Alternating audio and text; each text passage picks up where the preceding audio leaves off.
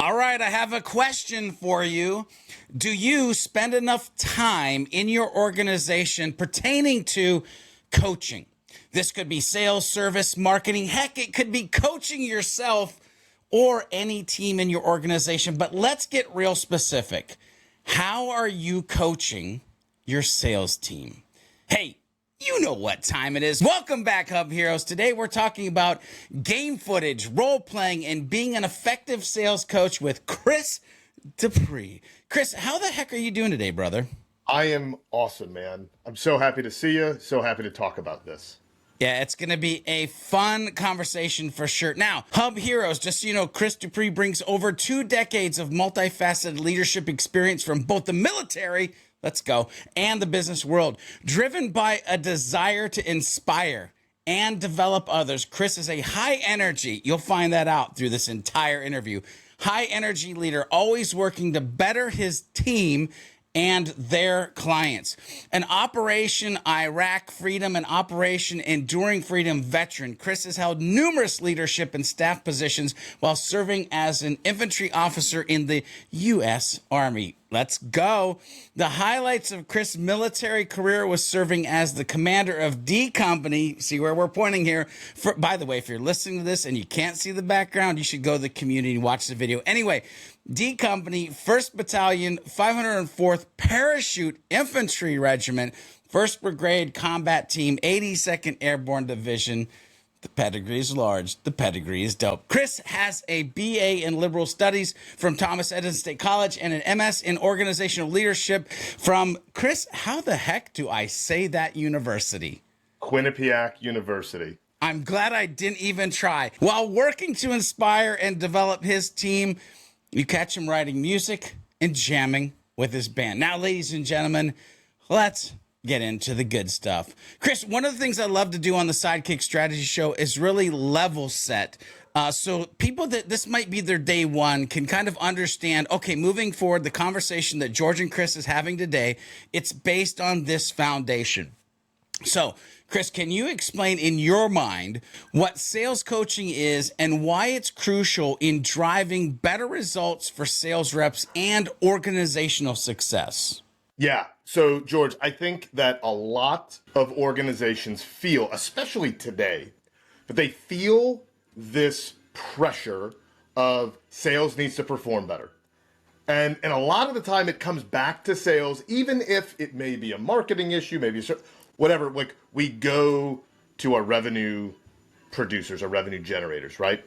And so the problem that we keep hearing is sales leaders or leaders of the companies say things like, we just have to sell more, but they don't know how to get their folks to go do it, right?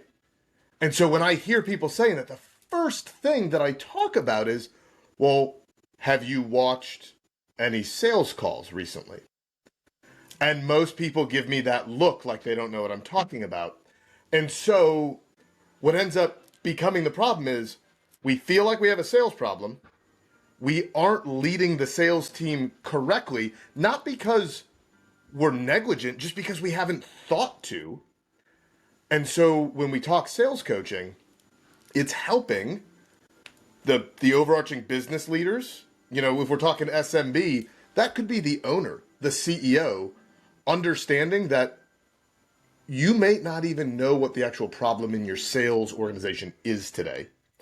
Or it's that VP of sales and just helping them by uncovering problems, looking at what's happening, and developing training to fix those problems. Yeah, I love this so much. The idea of spending time on what's important and understanding what your team is saying and being able to actually coach them through saying it better or thinking about it differently. And the amount of companies out there that don't have a tool that gives them the ability to actually record game footage and then watch said game footage is absolutely mind-blowing. Now, Hub Heroes, I brought my set of questions, but as you're watching this, if you do have questions on anything that Chris brings up, make sure you put it in the chat pane. I'm keeping an eye on that. I'll ask questions along the way. Also, again, if you're listening to the podcast version of this and you wish you could interact, yes, we do it live, and yes, you could be watching the video at community.hubheroes.com. But Chris, let's continue down our journey. We try to do things, right? So literally on what I said, somebody might go get a tool. They might start creating game footage. They might start watching the game footage. But Chris, what are some common challenges that sales teams face regarding like this whole sales coaching and how the more important question is how the heck can they overcome those challenges that you're actually going to talk about? Yeah. So it's a great question. So how do they overcome them? What are those challenges, right? The biggest piece is they've likely been taught to sell from a pitch first mentality, right? So think about every SaaS organization you've ever dealt with. And SaaS folks, I love y'all. And at the same time, a sales interaction with a SaaS platform is one of the worst buying experiences ever, right? And if you're saying, well, Chris, why are you saying that? Think about it. You show up as the prospect, and they might ask you a little bit about your business, and then dive into a pitch, right? And now they're pitching, and things aren't going that great. So the first thing as we get into this training is like looking at sales process from what are we trying to do on call 1 through whatever, right? And so as we start, there's this, what is the purpose of discovery, and how, like, what are the things that a buyer needs to, quite frankly, self-discover or have to actually make a purchase, right? And so that's the first thing. Because George, as we think about, especially as I think about sales, you lose on the first call. So you might lose, you might actually get told no 3 calls down the road. But if you have an amazing first call, you're likely going to get there. And an amazing first call is you've asked more questions than they have. You've probably only talked for about 40% of the time. And they have a legitimate problem, right? And so the hardest thing to get sales folks to understand is if your buyer doesn't have a legitimate problem that's worth solving, you could have the coolest thing in the world. Nobody's going to buy it. I love this so much. Chris, you're talking about the pitch first. And it's funny because my brain, I like to kind of simplify things as we're on this podcast. You know, you'd be far better served if it was people first, right? Like getting to know them, actually being able to sell yourself before you even try to sell the product.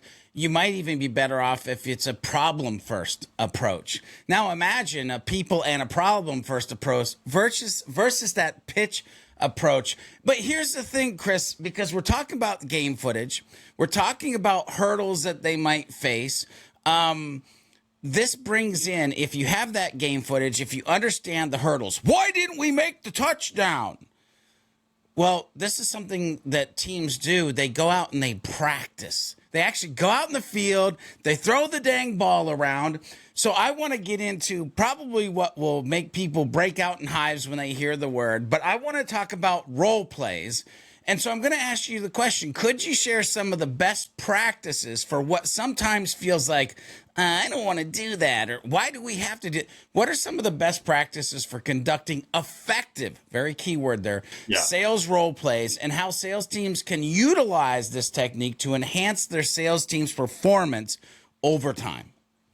Yeah, so to start, you have to get everybody in the same headspace. So we've got to address all the reasons that people don't like doing role plays. And so one of my favorite things to actually do is to show that clip from The Office when Michael makes Dwight role play with Jim. The thing is it's not far from a lot of people's experiences with role playing, right? Where everybody just goes off the hook and is just plays the fool because it's fun. So we got to show that and talk about what makes role plays not effective. Then we got to talk about what makes them effective, right? And common things come up. People will say that they're not realistic. Okay, so how do we mitigate that, George? We use real life scenarios, right? We can either use game footage from the week, the month before of a client issue and highlight something and go practice that. Or what do you got coming up? Let's practice that discovery call that you've got 2 days from now with ABC Corp. Right? So we make it real. So that's the first step. The second thing is you have to tell the person role-playing the buyer what you want them to do as the leader, right? So as a sales leader, you can't just say, okay, be the prospect. You have to give them, hey, if it's a real person, here's the actual activity they've done on the website. Here's all the info that sales rep has. Or you make up a background because you're trying to test something, not simply throwing your sales team into the wind, right? So there's some structure to it, and then you execute it, right? And as we execute it, we stop it when there's learning moments. We get everybody's feedback, the good and the bad, and we specify what good feedback is, right? So we say that everybody would be willing to take constructive feedback. Like if you're not willing to take constructive feedback, you've probably got bigger issues.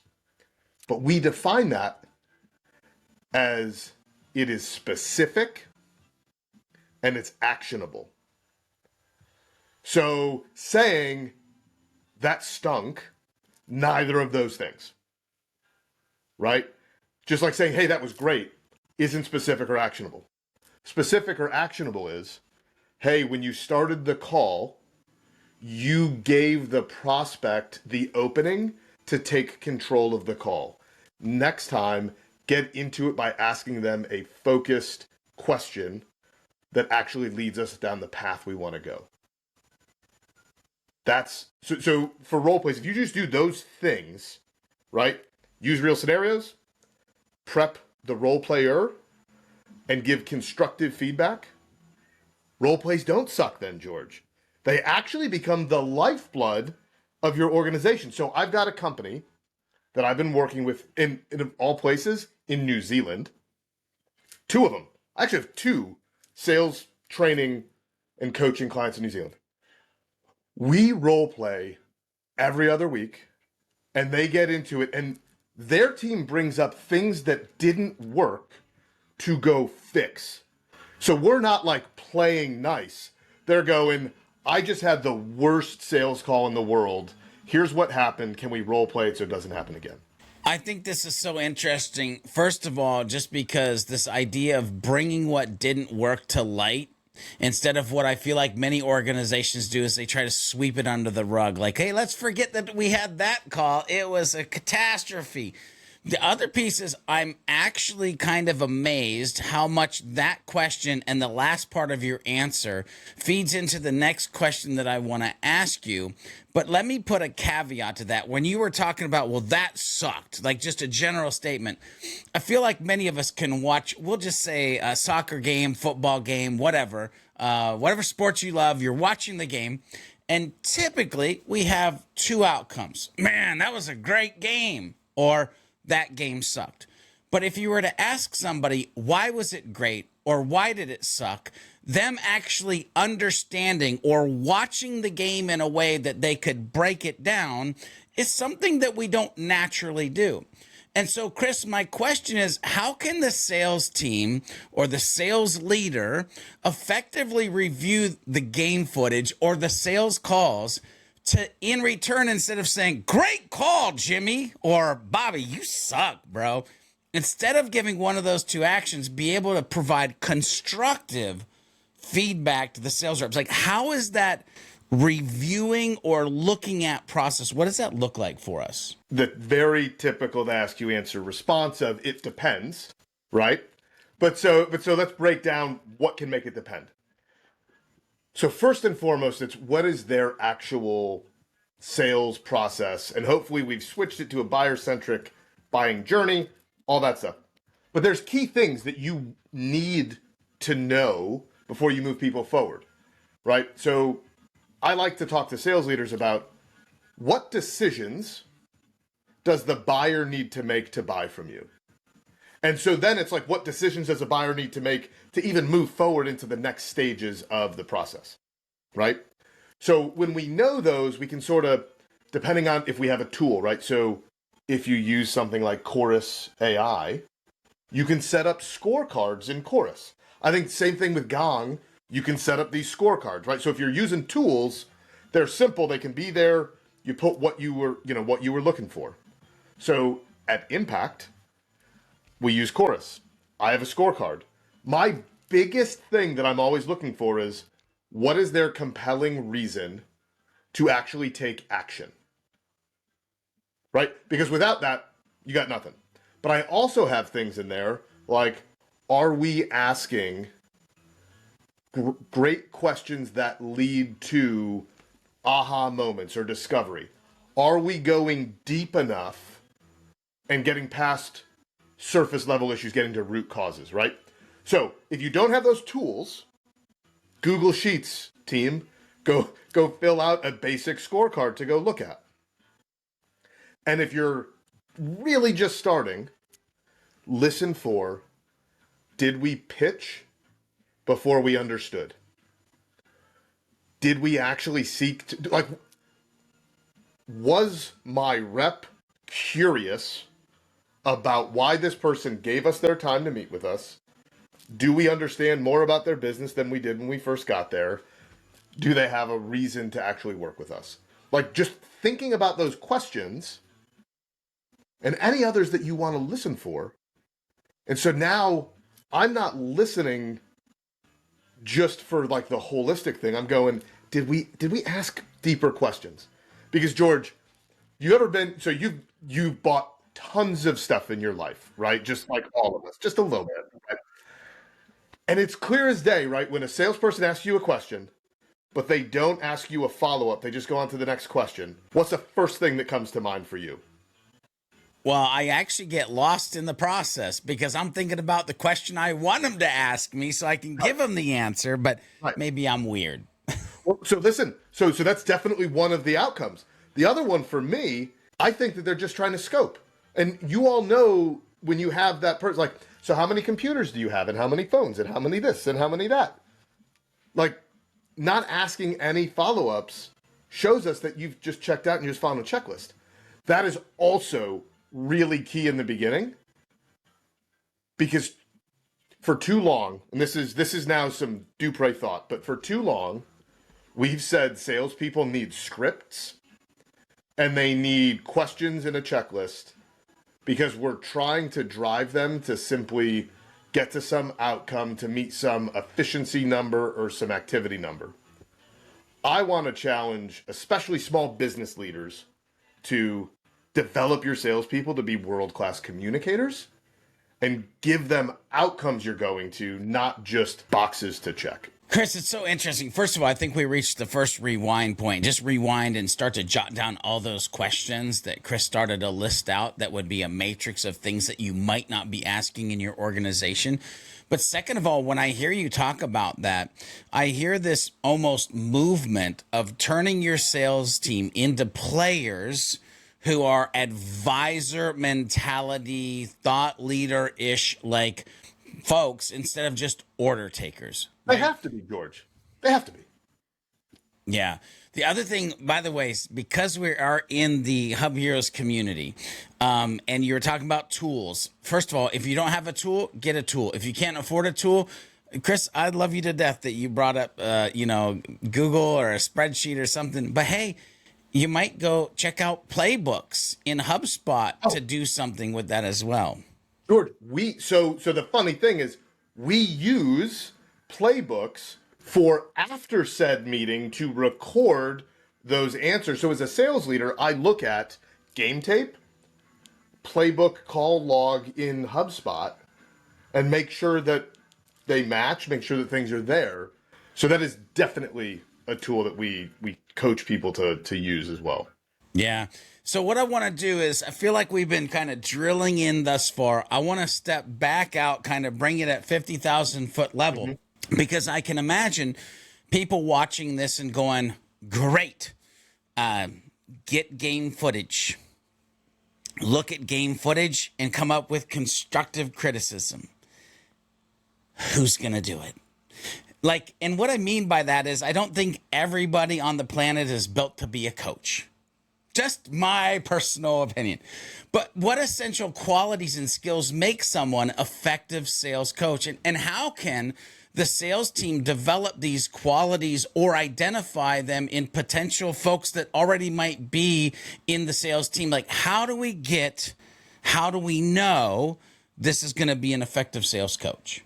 Yeah. So you got to be curious. So let me take a step further. I would argue anybody that thinks that their way is the only way is likely wrong, because you got to be open, right? So there's several sales methods out, several sales coaching methods out there. You've got, you could think of gap selling with Keenan, and you think of Sandler sales and all this stuff. For me, it's smash everything together and see what works for your organization, right? So that's the thing. So I would start with, whether it's your sales leader or you hire an outside coach, are they open to understanding your business? Are they open to understanding your buyer? And are they curious? Right? So that's the first thing. If you're going to be a good coach, you got to be curious. Because if all you're going to do is come in and preach at people or tell them exactly what to do, you're actually not really a coach. You sort of fall into this, for lack of a better term, like a dictator. Like, dude, the beatings will continue until morale increases, right? Like, and what we want in a sales coach is somebody that's going to challenge, provide insights, and help our leaders. So this is the funny thing, is they should be helping your sales leader. And if you don't have a sales leader, small business owner, you're the sales leader. And I think a lot of small business owners don't, like, they sold at the beginning, then they hired a sales guy or gal, and then went, cool, I'm done with sales. No. So your sales coach got to coach your sales leader to lead your sales team, while at the same time guiding your sales team on what right looks like over a period of time so that you can keep going. Yeah, well, I was just going to say, so when it comes down to, like, who watches the game footage, lottie-dottie everybody, George, right? Like holy smokes, man. So leaders, you need to be watching it. Sales folks, they should be watching each other's and giving each other feedback. Marketers, and I know there's a ton of you out there, holy smokes. If you aren't watching your sales team's calls, how do you know what the buyers are actually talking about? Right? It's a team sport. Today we're talking about sales and sales coaching, but holy smokes, watching game tape should be something that everybody in the organization does. It's just at what iteration, how often, right? So you talk about impact. If I don't take the sales call, I watch it, right? In some of my other organizations that I'm working with, the leaders watch 2 to 3 calls a week. The teams each watch one of everybody else's a week. So it's like an hour a week. If you're a rep, you're watching somebody else's stuff or your own, which, by the way, gets you to understand the vocal tics that you have. The way, like, I used to push my glasses up all the time. Guess what? I'm not wearing my glasses today, am I? Because I watched myself and said, boy, is that distracting. These are all the different things that we've got to be able to uncover. I love it. Yeah, you don't realize, you twist your ring, you push your glasses up, you say if, like, right, like too many times when you're talking, right? No, I'm kidding. That was a joke. But watching that footage, it really does help you become a greater communicator, a better communicator. You mentioned that early, and I hope people heard when you said that. The other thing that I want to double click on here, because we kind of, you mentioned it, but we skirted right past it. If you're a marketer in the room listening to this, first of all, God bless you, because it's literally a sales focused, sales coaching piece of content, and you're a marketer watching this. Thank you. But here's the thing. Many marketers will look at the technology, the tool, and say, oh, those are just sales conversations. And the fact that we're not tying it back to that is the hidden gem, the holy grail, the like, you mean I don't have to schedule calls with current customers? I can just watch the sales tapes and probably get 27,000 ideas for our next marketing campaigns. Anyway, I digress. Marketers, start paying attention to the sales and what they're saying and what is happening there. So here's the thing. I'm going to ask Chris at first what might feel very much like the same question, but it's not, because I feel like I'm trying to drill in one layer deeper, and it's not what is in a sales coach, but it's kind of what comes out of a sales coach. And I mean, in your experience, what mindsets, and dare I even use the word soft skills towards this, but it might be mindsets, it might be soft skills. In your experience, what mindset or soft skills should sales coaches have when actually working with that independent sales rep and having those conversations? Yeah. So it's totally all about communication, right? So I would even argue that I'm not a sales coach. I'm a communications coach, right? Because at the core of sales is communication. And so that's what we need to be focused on. Now there's the tactical hard skills, but if somebody doesn't know how to ask great questions, they will never be able to sell anything unless you work for Apple and everybody just loves Apple, so you go buy all the new stuff, right? Like, for me, it's guitar salesmen don't need to be any good because I'm going to go buy the next thing when I just feel like it, right? Nobody's going to sell me on it. But when we're talking about most others, it's about communication. So sales coach has to come in and know that that is the root thing.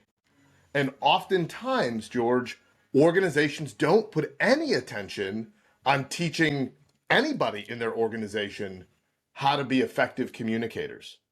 We focus all of our sales training on the tools. We spend it all on activity-based things. I'm going to tell you, having watched probably 50 or so companies struggle on the sales front, it all comes down to how effectively are they communicating? How effectively are they asking questions? How are they digging in and being curious? And that's the key. So if a sales coach isn't doing those things, if a sales coach isn't willing to watch the game footage and then give feedback and then lead role plays and then teach the sales leader how to do that, you've just got somebody to go in and teach you something. Right? I love this so much, because we're talking about, like, we're not talking, sales preacher. We're not talking sales teacher. We're talking sales coach. And Chris, I love that you brought this down to communication, but we would be remiss if they're listening to this or watching this in the community and we didn't state that communication is a team sport. And so if you are the coach, you also have to be really good at getting the team wanting to play. And where my mind goes with that is they're going to listen to you if they trust you. They're probably going to trust you if there's some level of, and I'll say strong empathy. I don't mean weak empathy, but strong empathy and understanding of the process that they're actually trying to go through.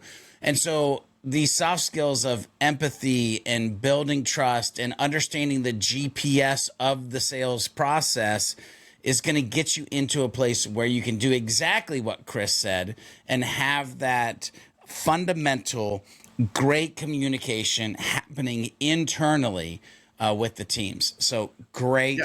great Well, stuff. so George, it's funny. Most of us will know this scene in a movie, right? So Top Gun, they get there. I think it's Viper. I think Viper's standing up in front of everybody. They're in the hangar, all sitting there.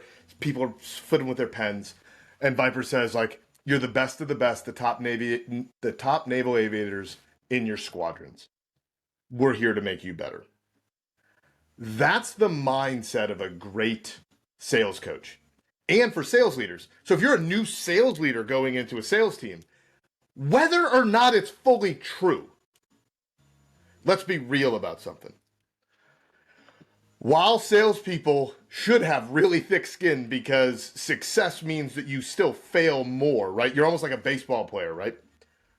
But the reality is, we also are a little egotistical at times. We also are rough around the edges. And so when somebody new comes in and just says, y'all are bad at X, Y, and Z, we've got to get better, you're going to start from a position of friction. So you go in and you bolster up what's good, and then you talk about, well, we're here to make you better. We're here to sharpen that saw. And then you get, whether it's somebody that's been selling for 30 years or somebody been selling for 30 minutes, they get fired up because, you mean you're going to teach me how to be Iceman and Mav? Like, let's do this. Right? And that's how you have successful coaching engagements. That's how, quite frankly, as a sales leader, if you lead that way, your sales team's likely going to be better in general. So good. I love that section just because I want to grow up to be Maverick, by the way. I'm just going to throw that out to everybody. I got the need for speed, ladies and gentlemen.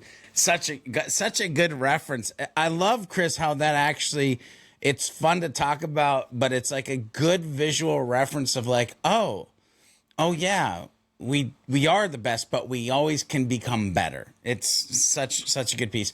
So that leads me into wondering, like, well, getting better, or badass maybe, but better. It does sometimes come to a happy mix of two things: strategy and tactics. So are there any specific strategies and tactics that sales teams can implement immediately after listening or watching this episode, Chris, to improve their sales coaching efforts? Like that immediate things that you would tell people to do? So depends who I'm talking to. So I'm talking to a leader, sales leader, business owner. Go take a look at your sales process. Who is the hero of that process? A lot of us in HubSpot, we have things like explore call booked, explore call complete, qualification call, but like we have all of these internal things as our sales process. And I would challenge everybody to go change that to be more about the buyer. So at Impact, we use a tool, like we use baseline selling. If you're into baseball, it's real simple. But instead of the old days of explore call booked, explore completed, I've got first base is discovery phase. There's a playbook that has questions that once those are answered, the buyer is actually now into the qualification phase because they're qualifying us, we're qualifying them. Then we go into what we're calling prescribing. That's when we know they're bought in, they've got all that stuff. Now we're telling them, here's what we're going to do, right? And then you go into, like, you score, right? So, but ours is based on how a buyer would actually make those decisions and do all that stuff. So that's where I would start and say, is your sales process a box check that is pushing people to decisions before they're ready, or slowing people down because you've got to go through all these hoops, even though they might be ready after the first call, right? Because in a buyer-centric process, George, I might do one call and then move all the way to prescribing because I was able to get through a whole bunch of stuff in one call, right? So I would look at that. If I'm talking to reps, curiosity, are you asking follow-up questions that progress the conversation forward? Right? That's the initial thing. And then if you want, the next step is, are you ensuring you have a compelling reason for them to take action? And are you leaving the call with the next meeting booked? Not tentatively, but booked. Like the days of, I'm going to send you an email with next steps and then we'll lock something in. You're never talking to that person again. Book the call on the call. It's the simplest thing in the world. So many good pieces in that section, Chris. First of all, I love this idea, and I talk about this idea of second smart questions and being equipped with what's the second smart question based on the answer that I just got. And if you're listening to this or watching this and you haven't actually researched the 7 levels of why, that philosophy, or books that talk about the 7 levels of why, some it might be 5 levels of why, it might be 6, but you get the idea. Being able to ask those questions to get to a true, deeper, more important piece of information, game changing in what you might be doing. The other thing though that was interesting, and I know some people have emailed me and they can tell on these episodes when somebody says something that my brain like leaves the interview and I do this tilt of the head thing. But when you talked about baseline selling and you brought up the baseball analogy, I kind of giggled and I let my brain journey for a little bit because it's very interesting to me that that would be the model. Because in baseball, you have a first base coach and you have a third base coach. And they're literally there to let people know when they should run or when they should hold up.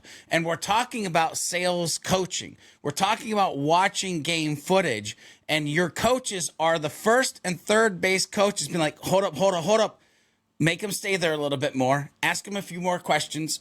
Wait. Hold up. Stay at first. We got to qualify them a little bit better. We got to And yep. I just hope that people are understanding in what you were creating of the framework of what the customer runs through, that the coaches are on the outskirts watching the entire system.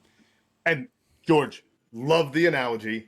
And here's where most salespeople actually make the mistake. Somebody gets to first, right? So we're in the discovery phase and we learn some stuff. George, we just love X, Y, and Z. We're really excited. And salesperson goes, great. And they run across the infield right to starting to prescribe. Well, if you follow baseball, you know, if you don't touch second base, then you're going to be out. If you try to, like, you can't score unless you touch second base. And so that's why when I look at sales processes, when you build that and then layer in the coaching analogy there, it's perfect. Because too often we get happy ears and we rush when the reality is you've got to you got to let people sit in their problem to actually understand they have it. The problem has to marinate. Oh my goodness. Yeah. It's funny. I'd never really thought of a sales issue being happy ears, but that makes me kind of happy just even thinking about that. What's funny is we're already kind of going into what I want to ask, because if we're trying to reach success and we're trying to run those bases, we're trying to have effective coaching, there's going to be some pitfalls along the way. There's going to be mistakes that we've made. And I know you and what you do at Impact, you have seen many companies, seen many people trying to get people to run the bases. So are there any common mistakes or pitfalls that sales teams should avoid regarding sales coaching? Like any lessons learned or particular tips that you would want to share around those? Well, just the best of the best need coaches, right? So, and I am not saying that I'm the best of the best, but here's what I will say. I get people, like, I am a sales coach that works with businesses. And I have a sales coach, right? So I've got a guy, like Impact has a sales coach that helps me refine what I'm doing. And so the idea is your top dog that sits there and always hits his number or hits her number that thinks I don't need coaching. No. You need it. Just like Tiger's got a swing coach, right? Just like, you know, Steph Curry's got all the different like the best, the GOATs in sports all have coaches. Everybody does. And so to think Because this is the biggest hurdle, George, is people don't think that it's worth it. People don't understand that having an outsider to come in and help you see what you can't see, to hold the mirror up, all those things is worth it. I'm going to tell you, if we're in the same company and I tell you something, you're going to go, yeah, okay, cool, I'll write that down. If you're paying me as an outside coach and I go, read this book, you're going to be like, great, the whole company's going to read this book right now, right? Like, it's the funniest thing, and hopefully some folks are chuckling right now because you've watched your team do this. Like, I've literally watched this happen at Impact over and over again, and it's the companies that we coach. You've got to bring in that other set of eyes. That's that number one hurdle. And then the second one, George, is you've got to get people over the idea that people aren't going to want to be recorded. That's just flat out wrong, brother. Right? And so the worst thing that can happen is that they say something and you turn it off. But I'm going to tell you, act like the horrible internet providers that just start with it recording and say, your call is going to be recorded for quality assurance purposes. Right? Zoom does that. Teams does that. Just set up the record right away. And when you listen to sales folks say, well, people aren't going to tell me the truth, like, that's hogwash. Understand and teach them how to talk to somebody about why it's being recorded. But there's 10x more reasons to record sales calls than there are against. And so that's the other hurdle. I love that so much. By the way, I have literally had calls where, and I do the same thing. It just says, "Hey, it's this meeting will be recorded," and I actually love when somebody goes to me. We'll be like 20 minutes in, 30 minutes, and they'll be like, "Can we turn off the recording?" And I'll be like, yes. And I'll grab my notepad that I usually don't have to use because AI is transcribing the notes for me, which we might talk about that in a minute too, as far as this conversation that might lead into a future conversation, AKA episode. But I love when they say that because I grab my notepad because I know I'm about to get the real tea. I know that we finally gotten to the point where we're going to talk about the real issue, that it's Jimmy and HR who keeps walking by and doing whatever it is, right?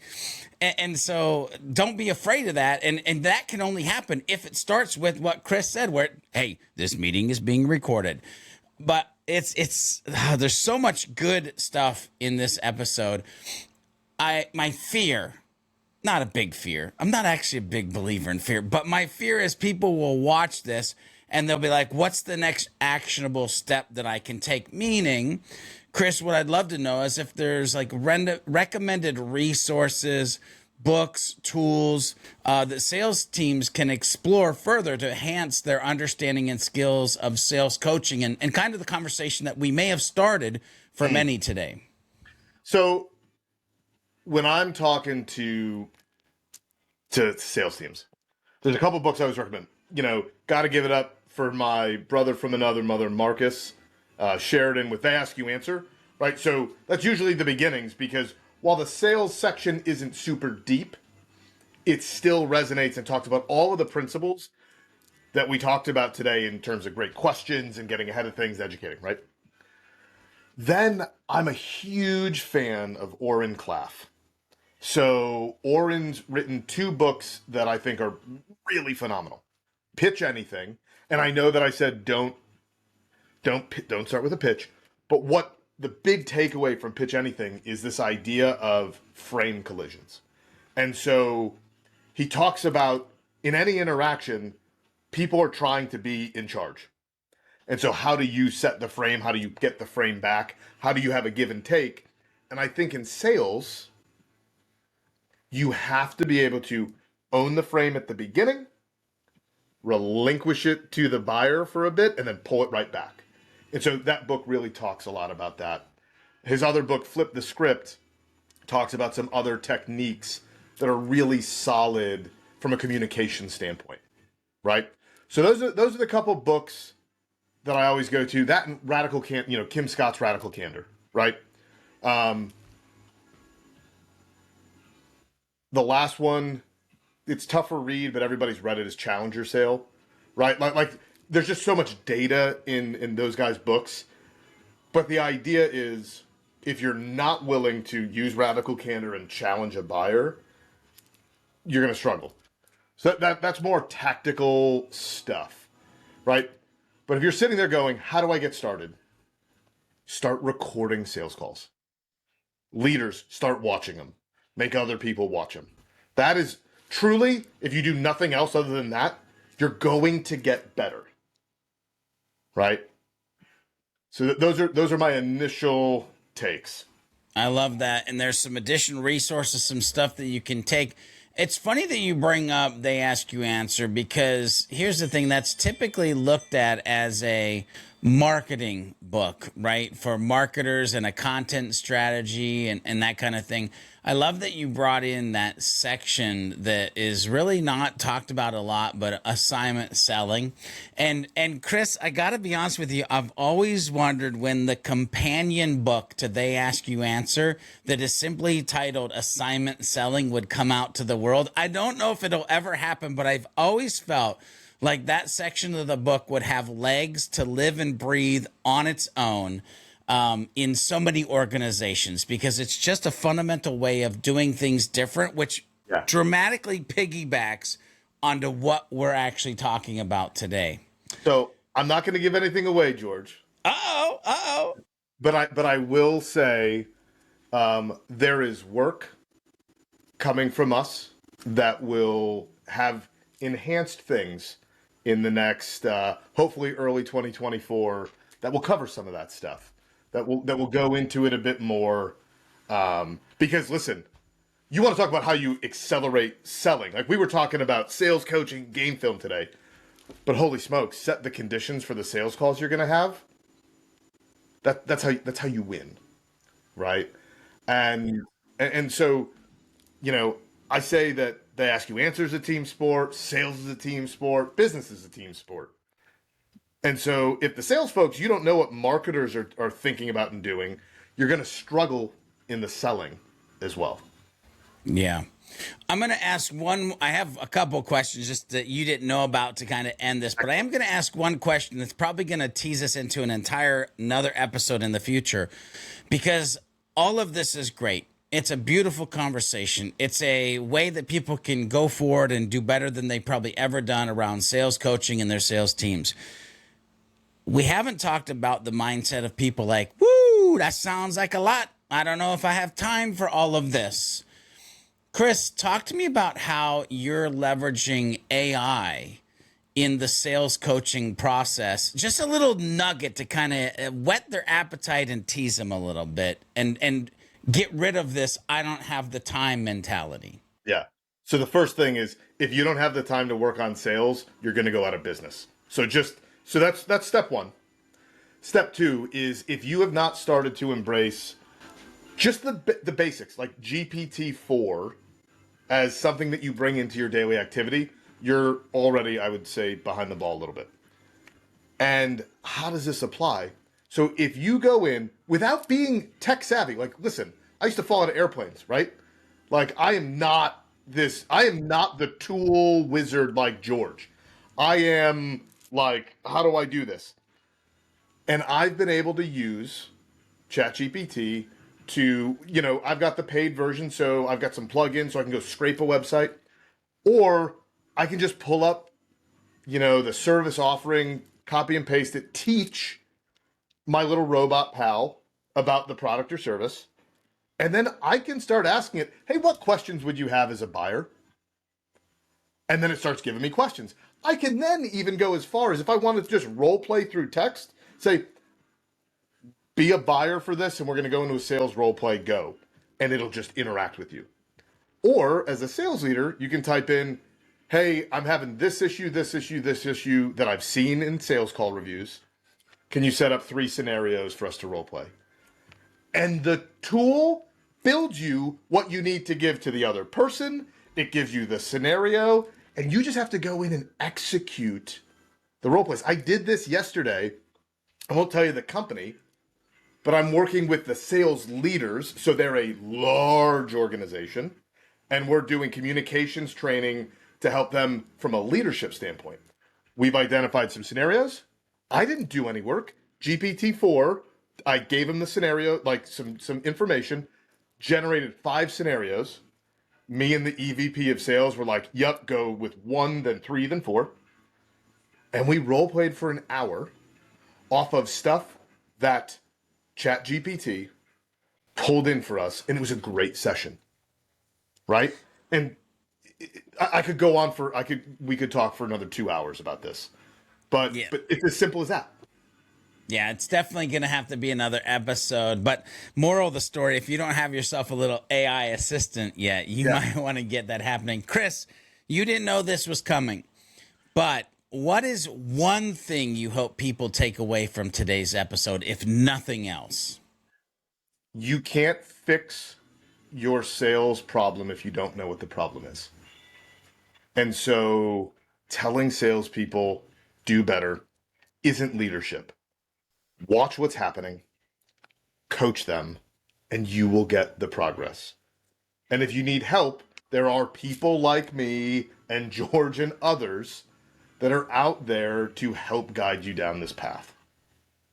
Yes. Chris, if people have questions for you, where do you want to send them? Where do you want to point them? Where can they connect and have conversations with you? So listen, if you want to have a conversation, the best way is to simply go to impactplus.com, click book a meeting with an like, I don't know exactly what it says right now. It probably says book a meeting with a coach. You're going to talk to me. If you go to Impact's website, the big orange button on the top right says talk to us. That gets to me. Okay, so that's number one. You want to have a good call. Number 2, I'm all over LinkedIn. It's Chris Duprey. You can find me there. And, just if you are a sales leader, a business owner that is inspired to actually fix your sales problem, I want to talk to you. Love it so much. You can feel the passion. You can feel the passion. Ladies and gentlemen, time flies when you're having fun. What a great episode. Hey, if you're listening to the audio, make sure you head over to the community.hubheroes.com. We love to service you over there and help you with all the things dealing with HubSpot. Until we meet in the next episode of the HubHeroes Sidekick Strategies show, remember to be a happy, helpful, humble human. And of course, we'll see you on the flip side. Enjoy. Thanks, everybody. Thanks, Chris. Thanks, George.